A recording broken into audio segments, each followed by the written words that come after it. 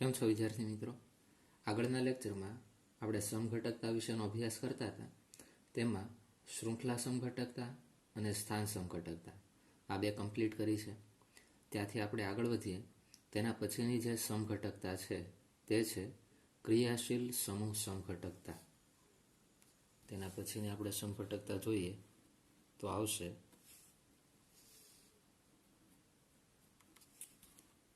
ક્રિયાશીલ સમૂહ સમઘટકતા.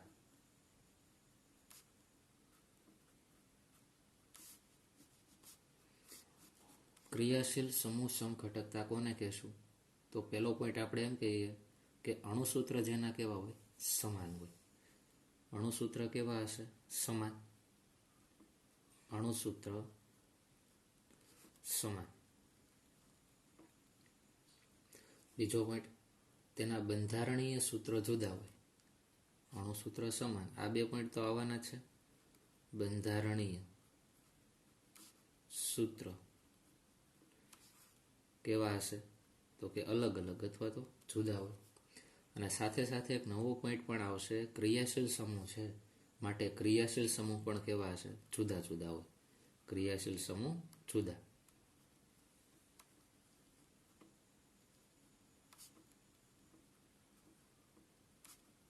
બરોબર. જેના અણુસૂત્ર સમાન હોય પરંતુ બંધારણીય સૂત્ર કેવા હોય? જુદા જુદા હોય. અને સાથે સાથે ક્રિયાશીલ સમૂહ પણ તેમાં કેવા જોવા મળશે? જુદા જુદા જોવા મળે. તેને ક્રિયાશીલ સમૂહ સમઘટક તરીકે ઓળખશું. તો હવે તેના એક્ઝામ્પલ જોઈએ. તો પહેલું આપણે જોઈએ આલ્કોહોલ અને ઈથર. આલ્કોહોલ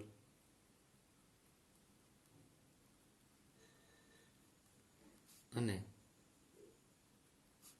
ઈથર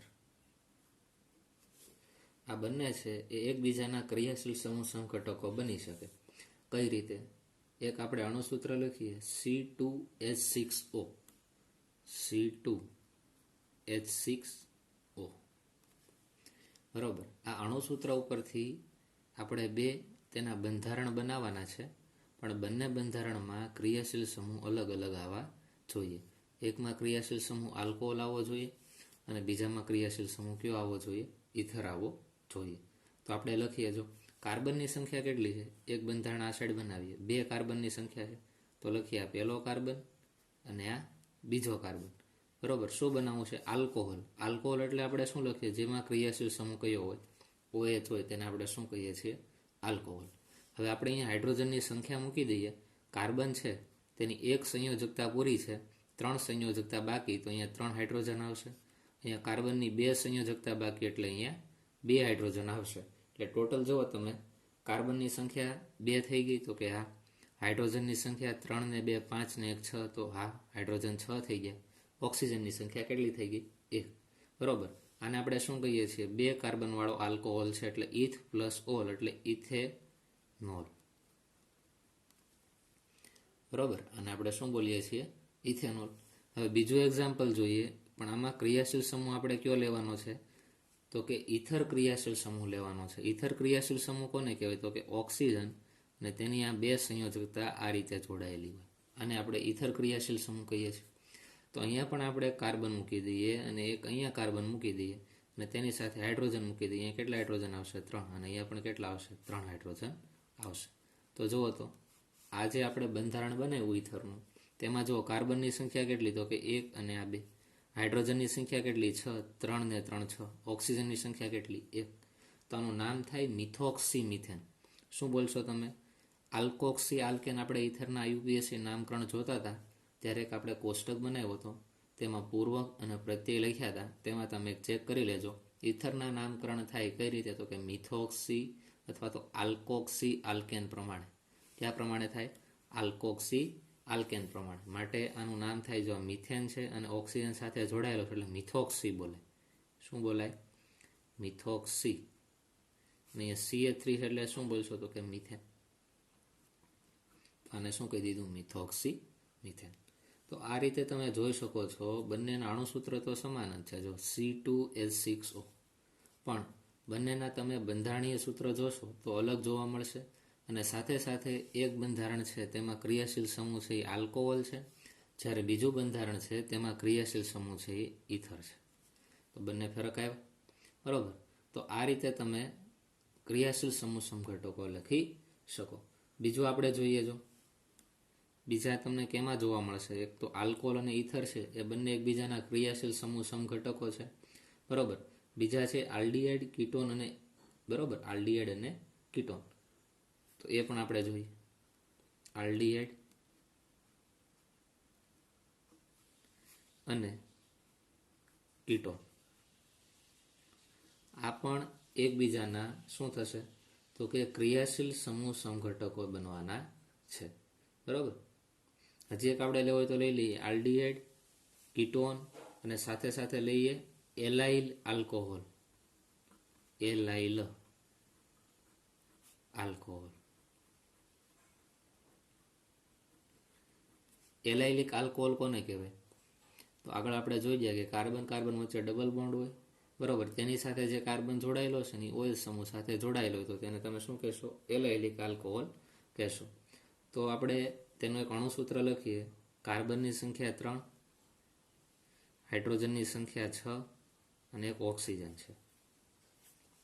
તો આના અલગ અલગ 3 બંધારણ બનાવીએ. પહેલું બનાવીએ આલ્ડીહાઇડનું. તો પહેલા કાર્બનની સંખ્યા લખી નાખીએ. કેટલી છે? 1, 2 અને ત્રીજી કાર્બનની સંખ્યા હોય ને ત્યાં CHO ગ્રુપ સીધું મૂકી દેવાય. થઈ ગયો અહીંયા આલ્ડીહાઇડ, બરાબર.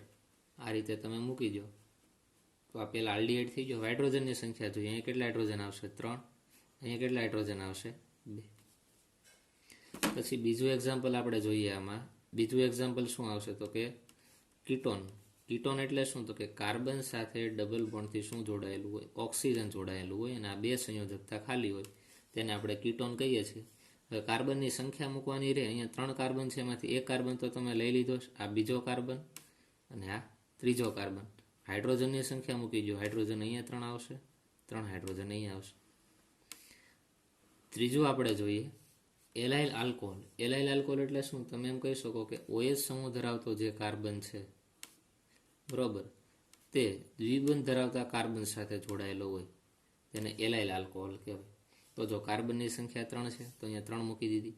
હાઇડ્રોજનની સંખ્યા 6 થવી જોઈએ. કાર્બન સાથે કેટલા હાઇડ્રોજન આવશે? 2. અહીંયા કેટલા આવશે? 1.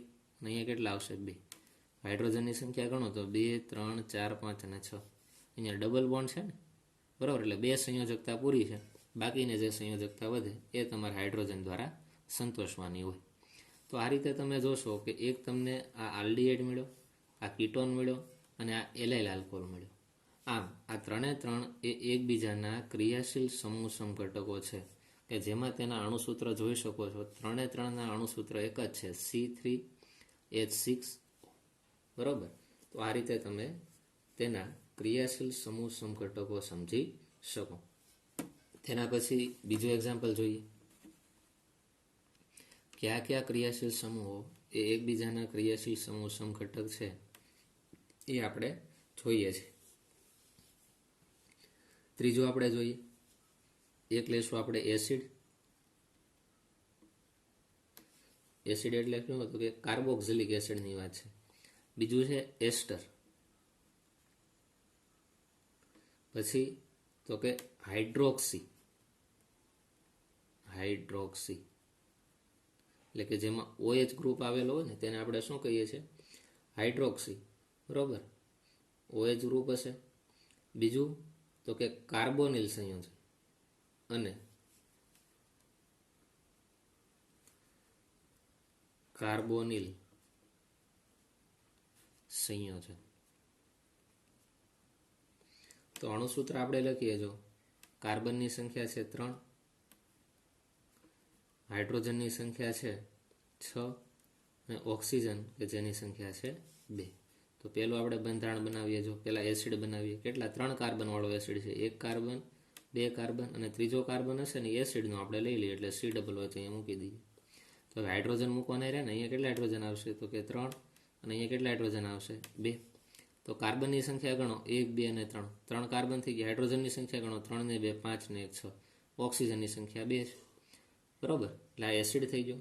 અને આપણે શું કહીએ છીએ, 3 કાર્બન વાળો એસિડ એટલે પ્રોપેનોઇક એસિડ, પ્રોપેનોઇક એસિડ તરીકે આને ઓળખીએ છીએ. પછી આગળ વધીએ. હવે આપણે લઈએ એસ્ટર. એસ્ટર એટલે કયો ક્રિયાશીલ સમૂહ થાય, તો કે COO. બરાબર, આ રીતે આપણે લખીએ ને, COO, આ સાઈડ હોય આર જોડાય, આ સાઈડ આગળ વેલેન્સી જોડાય. કાર્બનની સંખ્યા 3 લેવાની છે, એક તો છે આ બીજો ને આ ત્રીજો. હાઇડ્રોજનની સંખ્યા મૂકો, 3 હાઇડ્રોજન અહીંયા આવશે, 3 હાઇડ્રોજન અહીંયા આવશે. બરાબર, આનું નામ થાય મિથાઇલ ઇથેનોએટ. બરાબર, એકને તમે મિથાઇલ બોલો, આ 2 કાર્બનને ઇથ બોલો, તો શું થાય, મિથાઇલ. 2 કાર્બન એટલે ઇથ, અને ઓએટ પ્રત્યે લાગે એટલે ઇથેનોએટ. બરાબર, આ રીતે તમે તેનું નામ આપી શકો. પછી ત્રીજું આપણે નામ જોઈએ કે જેમાં આલ્કોહોલ આવી જતો હોય ને આલ્ડીહાઇડ પણ આવી જતો હોય. જો કાર્બનની સંખ્યા આપણે લઈએ 3, એમાં ત્રીજો કાર્બન છે ને એ CHO સ્વરૂપે લે. બરાબર, અને આ કાર્બન છે તે શાખામાં તમે OH જોડી દો. હાઇડ્રોજનની સંખ્યા મૂકો, અહીંયા 3 આવશે, અહીંયા 1 આવશે. તો તમે અહીંયા ગણશો ને કે કાર્બનની સંખ્યા કેટલી થાય. જો 1, 2 અને 3 કાર્બન છે. હાઇડ્રોજનની સંખ્યા 3 ને 1 4, 5 ને 1 6 હાઇડ્રોજન થયા. ઓક્સિજન 2 છે, એક અહીંયા ઓક્સિજન ને એક અહીંયા ઓક્સિજન. બરાબર, તો આ રીતે તેનું સ્ટ્રક્ચર થશે. આનું નામ શું થાય, આ પહેલો કાર્બન છે, આ બીજો કાર્બન છે, માટે બીજા કાર્બન ઉપર OH એટલે શું બોલીએ, 2 હાઇડ્રોક્સી. 2 હાઇડ્રોક્સી. પછી પ્રોપેન 1R, પ્રોપેન 1R. બરાબર, તેના પછી આપણે આગળ વધીએ તો તેના પછીનું હાઇડ્રોક્સિલ, પછી કાર્બોનિલ ગ્રુપ લઈએ. કાર્બોનિલ ગ્રુપ એટલે શું, કાર્બન છે ડબલ બોન્ડથી ઓક્સિજન સાથે જોડાયેલો હોય. બરાબર, આખો કાર્બોનિલ ગ્રુપ થયો. બરાબર, એક બાજુ તમે કેટલા કાર્બન જોડો, 3 કાર્બન છે ને. બરાબર, એક કાર્બન અહીંયા જોડો, એક કાર્બન અહીંયા જોડો. બરાબર, અને એક આની સાથે OH જોડી દો, તો જુઓ તો આને CH3 કાર્બન, આની 3 સંયોજકતા પૂરી છે, અહીંયા 2 મૂકી દો. બરાબર, થઈ ગયું આખું રેડી. તો જો તો કાર્બનની સંખ્યા 1 2 3, હાઇડ્રોજનની સંખ્યા 3 ને 2 5 ને 1 6, અને ઓક્સિજનની સંખ્યા 2 મળી. તેનું નામ શું થાય, તો કે પહેલા કાર્બન ઉપર OH છે, માટે આને શું કહીએ, 1 હાઇડ્રોક્સી. 1 હાઇડ્રોક્સી. 3 કાર્બન છે, 1 2 3, માટે પ્રોપેન. બીજા કાર્બન ઉપર કીટોન છે એટલે 2 ON. આ રીતે તમે તેનું નામકરણ કરી શકો. તો આ રીતે તમને ખ્યાલ આવશે કે જેના અણુસૂત્ર સમાન છે પણ તેના બંધારણીય સૂત્ર પણ અલગ અલગ છે, અને સાથે સાથે તેમાં રહેલા ક્રિયાશીલ સમૂહ પણ બદલાઈ જાય તો તેને તેના ક્રિયાશીલ સમૂહ સમઘટકો તરીકે ઓળખવામાં આવે છે. તેના પછીનું આપણે એક્ઝામ્પલ લઈએ. જો સાયનાઇડ અને આઇસોસાયનાઇડ. ચોથું એક્ઝામ્પલ, સાયનાઇડ અને આઇસોસાયનાઇડ.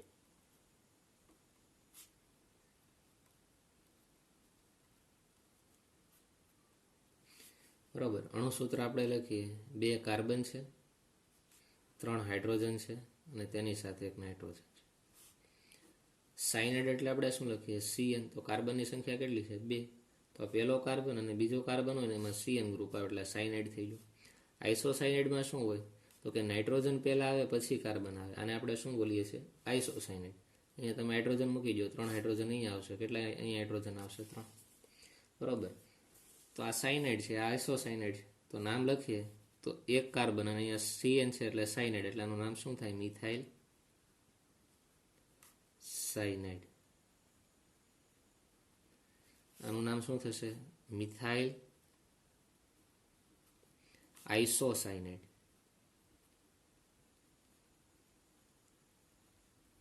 બરાબર, આ રીતે તમે તેના નામકરણ કરી શકો. તો આ રીતે તમને ક્લિયર થશે કે અણુસૂત્ર સમાન અને બંધારણીય સૂત્ર અને સાથે સાથે ક્રિયાશીલ સમૂહ કેવા લઈએ છીએ, આપણે અલગ અલગ લઈએ છીએ. તેના પછી આગળ વધીએ. તેના પછીનું આપણે સમઘટકતા જોઈએ, મેટામેરિઝમ.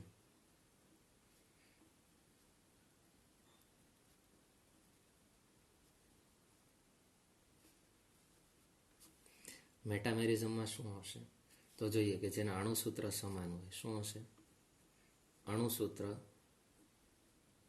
સમાન હોય. બીજું શું, કે જેના ક્રિયાશીલ સમૂહ પણ સમાન હોય. ક્રિયાશીલ સમૂહ સમાન હોય.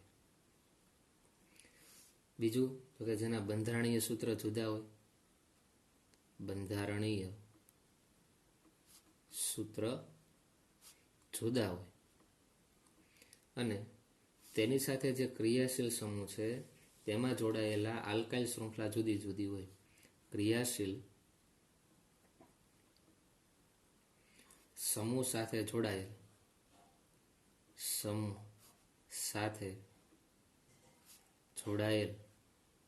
ક્રિયાશીલ સમૂહ સાથે જોડાયેલ આલ્કાઇલ શૃંખલા જુદી હોય.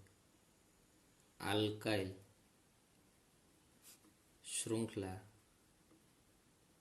કેવી હોય તો કે જુદી હોય. તેને આપણે મેટામેરિઝમ તરીકે ઓળખીએ છીએ. અણુસૂત્ર સમાન, ક્રિયાશીલ સમૂહ સમાન, બંધારણીય સૂત્ર જુદા જુદા અને તેમાં જે ક્રિયાશીલ સમૂહ છે તેની સાથે જે આલ્કાઇલ શૃંખલા હોય, આલ્કાઇલ એટલે તો હવે તમને ખબર છે બરોબર, એ કેવી થઈ જાય, જુદી જુદી થઈ જાય, તો તેને આપણે મેટામેરિઝમ તરીકે ઓળખશું. અણુસૂત્ર લખીએ, કાર્બનની સંખ્યા 5, C5H10O બરોબર. આના આપણે 2 મેટામેરિઝમ વાળા સ્ટ્રક્ચર બનાવીએ. તો અહીંયા ક્રિયાશીલ સમૂહ આવશે કીટોન. શું આવશે? કીટોન. તો લખીએ કાર્બન અને એની સાથે શું જોડાયેલો હોય? ઓક્સિજન. ડબલ બોન્ડથી હોય પણ અહીંયા બાજુમાં લઈશું. પછી કાર્બનની એક વેલેન્સી અહીંયા ખાલી હોય, કાર્બનની આ બીજી વેલેન્સી ખાલી હોય અને બીજી 2 સંયોજકતા હતી એ કાર્બન સાથે ઓક્સિજન ડબલ બોન્ડથી જોડાઈ ગયું. હવે હું શું કરું? ડાબી બાજુ 2 કાર્બન મૂકું, આ એક કાર્બન અને આ બીજો કાર્બન, અને જમણી બાજુ કેટલા કાર્બન મૂકું? 2 કાર્બન. તો જો 1 2 3 4 5 5 કાર્બન થઈ જાય. તો હાઇડ્રોજનની સંખ્યા અહીંયા મૂકી દઈએ, 3 હાઇડ્રોજન, 2 હાઇડ્રોજન, 2 હાઇડ્રોજન અને અહીંયા 3 હાઇડ્રોજન. એક સ્ટ્રક્ચર આમ બન્યું. સેમ પાછું આપણે આ રીતે લખીએ, કાર્બન તેની સાથે ઓક્સિજન છે. પણ હવે શું કરીએ? એક બાજુ કાર્બન 1 રાખીએ અને એક બાજુ કાર્બન વધારી દઈએ બરોબર. કેટલા કાર્બન મૂકી દઈએ અહીંયા? 2 ની જગ્યાએ 3. તો આનું અણુસૂત્ર થાય CH3 CH2 CH2 CH3. તો આ રીતે તમે જોઈ શકો છો કે અહીંયા જે કીટોન ગ્રુપ છે એની ડાબી બાજુ કેટલા કાર્બન છે? 2. જ્યારે જમણી બાજુ કેટલા કાર્બન છે? 2. બંને બાજુ 2 છે. જ્યારે અહીંયા રહેલો જે કીટોનિક ગ્રુપ છે જમણી બાજુ 1 કાર્બન થઈ ગયો, જ્યારે ડાબી બાજુ કેટલા કાર્બન થઈ ગયા? તો કે 3 કાર્બન થઈ ગયા. તો આના આધારે આપણે કહી શકાય કે આ એકબીજાના શેના તરીકે વર્તે? તો કે મેટામેરિઝમ તરીકે વર્તે બરોબર. આનું નામ શું થશે? તો કે 1 2 અને 3 ત્રીજા કાર્બન ઉપર કીટોન છે, 5 કાર્બન છે, માટે પેન્ટેન 3 ON બોલાય. શું બોલાય? Pentane 3 ON. અને અહીંયા પહેલો કાર્બન અને બીજા કાર્બન ઉપર કીટોન છે, માટે આનું નામ થાય પેન્ટેન 2 ON. શું બોલશો? પેન્ટેન 2 ON તરીકે ઓળખવામાં આવશે બરોબર. તો આ રીતે શું કહી શકાય કે અણુસૂત્ર સમાન દેખાય છે, ક્રિયાશીલ સમૂહ પણ સરખા છે, પણ બંધારણીય સૂત્રમાં થોડોક ચેન્જ જોવા મળે છે. અને ચેન્જ શું છે? તો કે ક્રિયાશીલ સમૂહની બંને બાજુ જે આલ્કાઇલની શૃંખલા તમે જોડો છો તેની સંખ્યા બરાબર, અથવા તો શૃંખલા કેવી થઈ જાય છે? જુદી જુદી. અહીંયા જો 2 કાર્બનની શૃંખલા, અહીંયા 2 કાર્બનની શૃંખલા, પણ નીચે તમે જોશો ને તો 1 કાર્બનની શૃંખલા અને અહીંયા કેટલા કાર્બનની શૃંખલા છે? 3 કાર્બનની શૃંખલા જોવા મળે છે બરાબર. તો આને આપણે શું કીધું? તો કે મેટામેરિઝમ તરીકે ઓળખવામાં આવશે બરાબર. તેના પછીનું એક એક્ઝામ્પલ જોઈએ, C4H10O. આમાં આપણે ઈથર બનાવીએ. શું બનાવીએ? ઈથર. ઓક્સિજનને સેન્ટરમાં રાખો. આ રીતે કાર્બનની સંખ્યા 4 છે, તો 2 કાર્બન જમણી બાજુ મૂકો અને 2 કાર્બન ડાબી બાજુ મૂકો. બીજી વારી તમે ઈથર જ બનાવો, પણ શું કરો કે 1 કાર્બનને તમે જમણી બાજુ રાખો અને બાકીના જે 3 કાર્બન છે એને ડાબી બાજુ રાખો. હાઇડ્રોજનની સંખ્યા મૂકી દો. અહીંયા 3, અહીંયા 3, અહીંયા પણ 3 અને અહીંયા પણ 3 આવશે. જ્યારે અહીંયા હાઇડ્રોજનની સંખ્યા 3, 2, 2 અને અહીંયા કેટલી થશે? 3. તો જુઓ તો અહીંયા ક્રિયાશીલ સમૂહની જમણી બાજુ 2 કાર્બન છે, જ્યારે ડાબી બાજુ કેટલા કાર્બન છે? 2. જ્યારે અહીંયા ક્રિયાશીલ સમૂહની જમણી બાજુ 1 કાર્બન છે, જ્યારે ડાબી બાજુ કેટલા કાર્બન છે? 3 કાર્બન જોવા મળે છે. તો આનું નામ શું થશે? જુઓ તો આ 2 કાર્બન વાળો ઈથર છે એટલે આને કહેવાય ઇથોક્સી. અને આને આપણે 2 કાર્બન છે માટે શું કહીએ છીએ? ઇથેન. બરાબર. આલ્કોક્સી આલ્કેન નામ થાય ઇથરમાં. બરાબર. તે રીતે નામકરણ કરવાના હોય માટે આલ્કોક્સી 2 કાર્બન છે એટલે ઇથોક્સી, અને આલ્કેન એટલે 2 કાર્બન છે એટલે આનું નામ થઈ ગયું ઇથેન. અહીંયા આપણે જોઈએ તો આનું નામ શું થશે? તો કે મિથોક્સી. 1 કાર્બન સાથે ઇથર આપણે આ રીતે જોડીએ તો મિથોક્સી. 3 કાર્બન બાજુ માર્યા તો તેને શું કહેવાય? પ્રોપેન તરીકે ઓળખવામાં આવશે. બરાબર. તો આ વાત થઈ મેટામેરિઝમની. તેના પછી આપણે વાત કરીએ ટોટોમેરિઝમ. તેના પછીનું છેલ્લી સમઘટકતા આપણે જે જોવી છે તે છે ટોટોમેરિઝમ. ટોટોમેરિઝમમાં શું થશે? તો આપણે પહેલો પોઈન્ટ લખીએ અણુસૂત્ર સમાન. અણુસૂત્ર સમાન હોય. બરાબર. બીજું શું? તો કે બંધારણીય સૂત્ર જુદા હોય. બંધારણીય સૂત્ર જુદા હોય. અણુસૂત્ર સમાન, બંધારણીય સૂત્ર જુદા. બીજું કે જે આલ્ફા કાર્બન છે તેના પર રહેલો જે હાઇડ્રોજન પરમાણુની ગોઠવણી તેને બદલાવતા ઉદ્ભવતા સંયોજનો એ એકબીજાના સાથે કેવા હોવા જોઈએ? તો કે ગતિશીલ સંતુલનમાં હોવા જોઈએ. એટલે લખીએ આલ્ફા કાર્બન પર હાઇડ્રોજન હોવો જરૂરી છે. પહેલા તો આલ્ફા કાર્બન પર હાઇડ્રોજન હોવો જરૂરી છે. આલ્ફા કાર્બન કોને કહેવાય તે આપણે જોશું. અને તેના પછીનો છેલ્લો પોઈન્ટ કે આલ્ફા કાર્બન પર હાઇડ્રોજન પરમાણુની આલ્ફા કાર્બન પર હાઇડ્રોજન પરમાણુની ગોઠવણી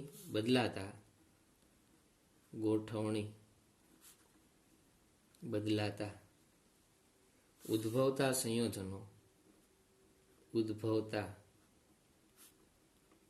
સંયોજનો એકબીજા સાથે ગતિશીલ સંતુલનમાં હોય છે. એકબીજા સાથે કેવા સંતુલનમાં હોય છે? તો કે ગતિશીલ સંતુલનમાં હોય છે. બરાબર. એટલી બાબત યાદ રાખવાની છે. તો એક્ઝામ્પલ આપણે જોઈએ. જો કાર્બન, તેની સાથે આ રીતે 3 હાઇડ્રોજન જોડાયેલા છે, પહેલો, બીજો અને આ ત્રીજો હાઇડ્રોજન. પછી સિંગલ બોન્ડ કાર્બન, તેની સાથે એક હાઇડ્રોજન જોડાયેલો છે અને તેની સાથે ડબલ બોન્ડ ઓક્સિજન છે. તો તમે જોશો ને તો આલ્ડીહાઇડ છે. જો CHO. બરાબર. તેને આપણે શું બોલીએ છીએ? તો કે આલ્ડીહાઇડ બોલીએ છીએ. હવે આપણે શું કરીએ? તો કે આ જે ક્રિયાશીલ સમૂહ આલ્ડીહાઇડ છે તેની બાજુનો જે કાર્બન હોય ને તે કાર્બનને આલ્ફા કાર્બન કહેવાય. શું કીધું? ક્રિયાશીલ સમૂહ જે કાર્બન સાથે જોડાયેલો હોય તેને આપણે આલ્ફા કાર્બન કહેશું. આ ક્રિયાશીલ સમૂહ તમે જોશો ને CHO એટલે તમારા મનમાં શું યાદ આવે? તો કે આલ્ડીહાઇડ ગ્રુપ છે. આ રીતનો હોય CHO. તેની બાજુનો કાર્બન છે આલ્ફા કાર્બન છે, અને આલ્ફા કાર્બન ઉપર જે હાઇડ્રોજન રહેલા હોય ને તેને આપણે આલ્ફા હાઇડ્રોજન કહીએ છીએ. એટલે આ 3 હાઇડ્રોજન છે ને આલ્ફા હાઇડ્રોજન કહેવાય. બરાબર. કાર્બન આલ્ફા છે તો તેની ઉપર રહેલા હાઇડ્રોજન એ કેવા થાય? આલ્ફા થાય. હવે થશે શું? જુઓ તો અહીંયા ડબલ બોન્ડ છે. બરાબર. અહીંયા શું છે? Double bond. હવે ડબલ બોન્ડ છે એનો એક આખો બોન્ડ ટ્રાન્સફર થઈને ઓક્સિજન ઉપર આવી છે. શું થશે? ડબલ બોન્ડનો એક આખો બોન્ડ ટ્રાન્સફર થઈને ઓક્સિજન ઉપર આવી છે અને આ આખો બોન્ડ ટ્રાન્સફર થઈને અહીંયા આવી જાય. બરાબર. તો તમને કંઈક આ પ્રકારનું સંયોજન જોવા મળશે કે કાર્બન, એની સાથે હવે કેટલા હાઇડ્રોજન રહ્યા? તો કે 2 હાઇડ્રોજન. કેમ કે આ હાઇડ્રોજન બહાર નીકળી ગયો. બરાબર. અહીંયા સિંગલ બોન્ડ હતા, આ બોન્ડ આના ઉપર આવ્યો એટલે કેટલા બોન્ડ થઈ ગયા? Double bond. પછી કાર્બન સાથે અહીંયા શું જોડાયેલો છે? હાઇડ્રોજન. હવે આ ડબલ બોન્ડ હતા એમાંથી એક બોન્ડ તો ટ્રાન્સફર થઈને ઓક્સિજન ઉપર આવી ગયો એટલે સિંગલ બોન્ડ ઓક્સિજન, અને આ ઓક્સિજન છે એના ઉપર હાઇડ્રોજન જે બહાર નીકળ્યો નહીં જોડાઈ ગયો તો આ OH થઈ ગયું. તો આ રીતે જે તમને સ્ટ્રક્ચર મળે તો તેને એકબીજાના ટોટોમેરિઝમ તરીકે ઓળખવામાં આવે છે. આમાં આપણે કર્યું શું છે? ખાલી બોન્ડને ટ્રાન્સફર કર્યા છે. આ કાર્બન અને ઓક્સિજન વચ્ચેનો ડબલ બોન્ડ હતો એ ટ્રાન્સફર કરીને ઓક્સિજન ઉપર જવા દીધો. આ કાર્બન અને હાઇડ્રોજન વચ્ચેનો બોન્ડ હતો એ ટ્રાન્સફર કરીને અહીંયા જવા દીધો. તો આ રીતે જે આપણને બંધારણો મળે તેને આ એકબીજાના ટોટોમેરિઝમ તરીકે ઓળખવામાં આવશે. બરાબર. ધ્યાન શું રાખવાનું? તો કે આલ્ફા કાર્બન ઉપર રહેલા હાઇડ્રોજનનું આપણે સ્થાનાંતર કરવાનું છે.